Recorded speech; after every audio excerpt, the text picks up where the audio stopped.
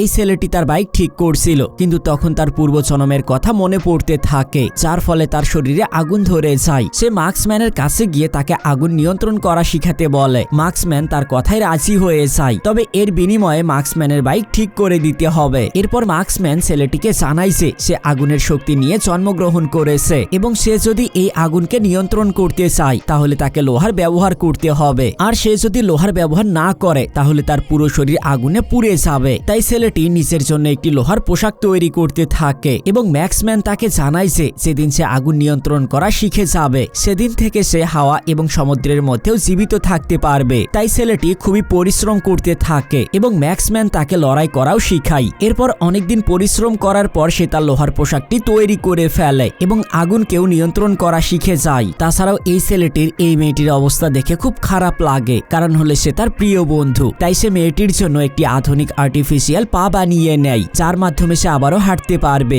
এরপর মার্কসম্যান ছেলেটির পরীক্ষা নেওয়ার জন্য তার সাথে লড়াই করতে থাকে, যার ফলে মার্কসম্যানের মাস্কও খুলে যায়। বন্ধুরা, এই ভিডিওতে একটি লাইক করলে পার্ট 2 খুব দ্রুত চলে আসবে।